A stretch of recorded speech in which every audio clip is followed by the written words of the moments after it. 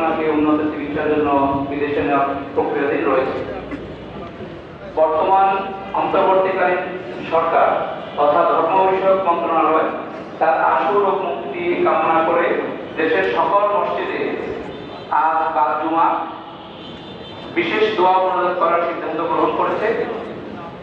তৎপ্রেক্ষিতে Islamic ফাউন্ডেশনের পক্ষ থেকে সারা দেশের মসজিদগুলোতে আজ বাদ জুমায় বিশেষ দোয়া মোনাজাত করার জন্য আহ্বান জানানো হয়েছে। বাইতুল মোকাররম জাতীয় মসজিদের মুসল্লিদের নিয়ে আমরা এখনই এই বিশেষ দোয়া এবং মোনাজাতে অংশগ্রহণ করব। এই বিশেষ দোয়া এবং মোনাজাতে ইসলামিক ফাউন্ডেশনের সম্মানিত মহাপরিচালক সিনিয়র জেনারেল আজাদ জনাব আব্দুল সালাম খান সহ ইসলামিক ফাউন্ডেশনের বিপুল সংখ্যক কর্মকর্তা কর্মচারী উপস্থিত রয়েছেন এবং সাধারণ মুসলিমগণ উপস্থিত রয়েছেন।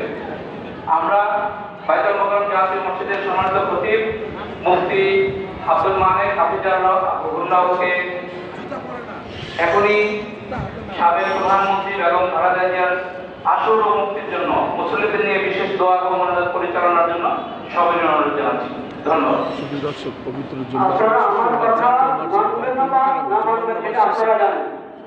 যদি আপনারা চান আজকে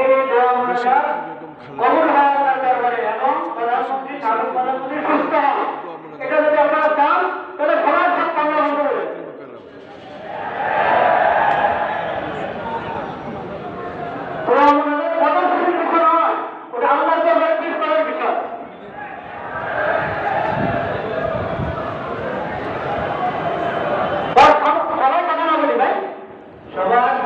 আমি বলেছি আমরা বাস্তবের কথা মানাবো না, সব কথা মানাবো না,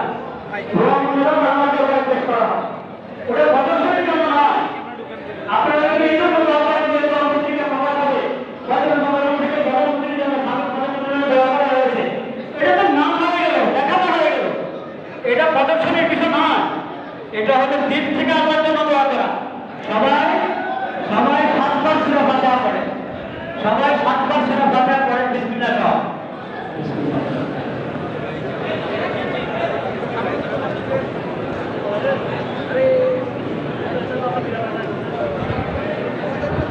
সুরা ফাতিহা 7বার সুরা ফাতিহা বিসমিল্লাহ সহ।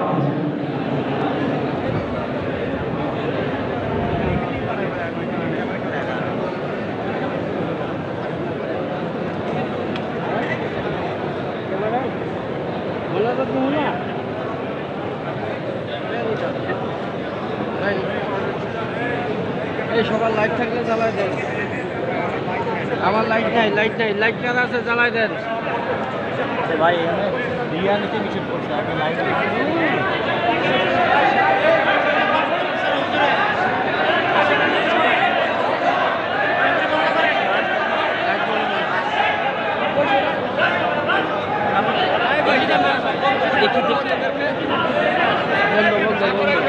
বন্ধ।